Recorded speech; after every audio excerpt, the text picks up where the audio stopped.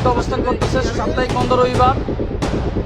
বন্ধ রবিবার। রাজধানীর মিরপুর থেকে আরএস ফাহিম চৌধুরী আটক। ক্ষমতার দম্ভ, পর্দার আড়ালের রাজনীতি আর অন্ধকার জগতের পেছনের গল্পগুলো যখন সামনে আসে তখন তা সিনেমার থ্রিলার গল্পকেও হার মানায়। আজ আমরা কথা বলবো দেশের সাম্প্রতিক সময়ের সবচেয়ে আলোচিত এবং বিতর্কিত কন্টেন্ট ক্রিয়েটর আরএস ফাহিম চৌধুরীকে নিয়ে, যিনি সদ্যই মিরপুর চিড়িয়াখানার সামনে থেকে অত্যন্ত নাটকীয়ভাবে আইনশৃঙ্খলা রক্ষাকারী বাহিনীর হাতে গ্রেপ্তার হয়েছেন। আরএস ফাহিমের এই কেসটি বাংলাদেশের রাজনৈতিক এবং সোশ্যাল মিডিয়ার ইতিহাসে এক অদ্ভুত, চাঞ্চল্যকর এবং রোমহর্ষক উদাহরণ। একটু ফ্ল্যাশব্যাকে যাওয়া যাক। বিগত আওয়ামী লীগ সরকারের আমলে মোহাম্মদপুর এলাকায় কমিশনার রাজীবের ছোট ভাই হওয়ার সুবাদে ফাহিম কিভাবে বাইক স্ট্যান্ডের আড়ালে একটি ভয়ঙ্কর গ্যাং গড়ে তুলেছিলেন তা ওই এলাকার সাধারণ মানুষের কাছে এক আতঙ্কের নাম ছিল। ওই গ্যাং এবং তার ক্ষমতার দাপটে ফাহিম চৌধুরী ধীরে ধীরে হয়ে ওঠেন আরেক আলোচিত ইউটিউবার তৌহিদ আফ্রিদির অত্যন্ত ঘনিষ্ঠ বন্ধু। কিন্তু ক্ষমতার এই শিকড় কেবল মোহাম্মদপুরে সীমাবদ্ধ ছিল না, তা বিস্তৃত হয়েছিল দেশের শীর্ষ ব্যবসায়ী মহলেও। আপনারা অনেকে জানেন, এই কমিশনার রাজীব হলেন বসুন্ধরা গ্রুপের চেয়ারম্যান আনভিরের অত্যন্ত আস্থাভাজন বা কোর পার্সন।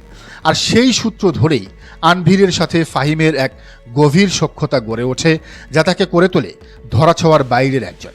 কিন্তু ফাহিমের বিরুদ্ধে কথা বলতে গেলে আসলেই ফলের অনেক কালো বিড়াল বেরিয়ে আসবে। রাজনৈতিক অঙ্গনে এবং সোশ্যাল মিডিয়ায় একটি অত্যন্ত ভয়ঙ্কর এবং চাঞ্চল্যকর অভিযোগ রয়েছে যে ফাহিম একটা সময় আলোচিত রাজনীতিবিদ ববি হাজ্জাজকে উঠতি বয়সী মেয়েদের সাথে পরিচয় করিয়ে দিতেন। সবচেয়ে বিস্ময়কর ব্যাপার হলো, এই চরম আপত্তিকর এবং বিস্ফোরক কথাটির সত্যতা খোদ তার ভাই কমিশনার রাজীব নিজের ফেসবুক অ্যাকাউন্টে লিখেছিলেন বলে দাবি করা হয়। রাজনীতির পালাবদলের সাথে সাথে ফাহিম ও গিরগিটির মতো তার ভোল পাল্টাতে শুরু করেন। রাজনৈতিক মহলে এখন জোর গুঞ্জন শোনা যাচ্ছে যে ফাহিম এখন ববি হাজ্জাজের হাতকে রাজনৈতিকভাবে শক্তিশালী করার মিশনে নেমেছেন এবং ববি হাজ্জাজের পুরো পিআর বা জনসংযোগের দায়িত্ব ফাহিমকেই দেওয়া হয়েছে। বিগত সরকারের আমলে দাপটের সাথে আওয়ামী লীগের রাজনীতি করা এই মোহাম্মদপুরের ফাহিম গং কতটা বেপরোয়া ছিল তার প্রমাণ মেলে জুলাইয়ের গণ অভ্যুত্থানে। অভিযোগ রয়েছে, জুলাইয়ের সেই রক্তক্ষয়ী দিনগুলোতে এই গ্যাং সরাসরি অস্ত্র হাতে তুলে নিয়েছিল। আগস্টের পট পরিবর্তনের পর পরিস্থিতি বেগতিক দেখে সে অত্যন্ত সুকৌশলে দুবাই পালিয়ে যায়। ফাহিম গং রাজনৈতিক এবং আর্থিকভাবে এতটাই শক্তিশালী ও প্রভাবশালী ছিল যে এতদিন পুলিশ তাকে গ্রেফতার করার সুযোগ বা সাহস কোনোটাই দেখাতে পারেনি। অথচ বিএনপি সরকার গঠনের পর মাত্র এক সপ্তাহের মধ্যেই ফাহিম দুবাই থেকে দেশে চলে আসে। কিন্তু দিন শেষে অপরাধের সাম্রাজ্য যত বড়ই হোক না কেন, আইনের জাল তার চেয়েও অনেক বেশি বিস্তৃত। দুবাই থেকে ফিরে এসে শেষ রক্ষা হলো না তার। মিরপুর থেকে তার এই গ্রেফতার প্রমাণ করে যে বাংলাদেশে ক্ষমতার দাপট দেখিয়ে চিরকাল পার পাওয়া যায় না।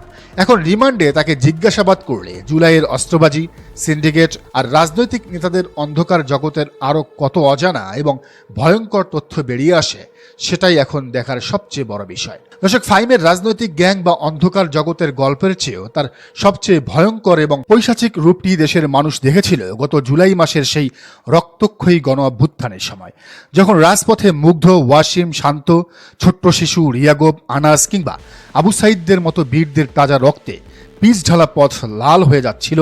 ঠিক সেই চরম শোকের মুহূর্তে এই আরএস ফাহিম নামক দালালটি পুলিশের সাথে ফোনে কথা বলতে বলতে শহীদদের মৃত্যু নিয়ে চরম নোংরাভাবে বকারি বা ঠাট্টা করেছিল।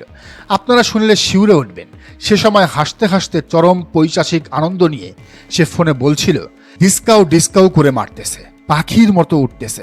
একবার ভেবে দেখুন, জুলাই বিপ্লবের পক্ষে না থাকাটা হয়তো কারো ব্যক্তিগত রাজনৈতিক অবস্থান বা দোষ হতে পারে, কিন্তু নির্বিচারে ছাত্র জনতাকে গুলি করে মেরে ফেলার দৃশ্য দেখে এভাবে হাসাহাসি করাটা প্রমাণ করে যে মানুষের জীবনের প্রতি তার সামান্যতম কোনো মায়া বা মূল্যবোধ তো নেই, বরং মানুষ খুন হওয়াটাকে সে এক ধরনের বিকৃত এবং পৈশাচিক আনন্দ হিসেবে উপভোগ করছিল। আর ঠিক এই কারণেই আজ মিরপুর চিড়িয়াখানার সামনে যখন বৈষম্য বিরোধী ছাত্র আন্দোলন, ছাত্রদল, শিবির এবং সাধারণ ক্ষুব্ধ জনতা তাকে চারপাশ থেকে অবরুদ্ধ করে ফেলে, তখন জনরোষের মাত্রা ছিল কল্পনাতীত। সাধারণ মানুষের এখন একটাই দাবি যে ফাহিম হাসতে হাসতে শহীদদের নিয়ে উপহাস করেছিল, তাকে সবার সামনে দাঁড় করিয়ে তার সেই অডিও রেকর্ডগুলো জনসম্মুখে শোনানো হোক, তাকে বোঝানো হোক ঠিক কোন ভয়ঙ্কর পাপ এবং রক্তের সাথে বেইমানির শাস্তি সে আজ পাচ্ছে। জুলাইয়ের দিনগুলোতে হয়তো অনেকেই পর্দার আড়ালে থেকে মানুষের জীবন নিয়ে ঠাট্টা করেছিল, কিন্তু ফাহিমের মতো এই তথাকথিত মিডিয়া হাউজের দালালগুলো তাদের সোশ্যাল মিডিয়ার প্রভাব খাটিয়ে সেই পৈশাচিক মকারিগুলোকে এক ধরনের চরম বৈধতা দেওয়ার চেষ্টা করেছিল। আজ নতুন বাংলাদেশে যখন এই দালালরা জনতার হাতে অবরুদ্ধ হচ্ছে, তখন এটি আগামী দিনের প্রতিটি ফেসিবাদের দোসরদের জন্য একটি বিরাট সতর্ক বার্তা। শহীদদের রক্তের সাথে বেইমানি করে কেউ কখনো শান্তিতে থাকতে পারে না।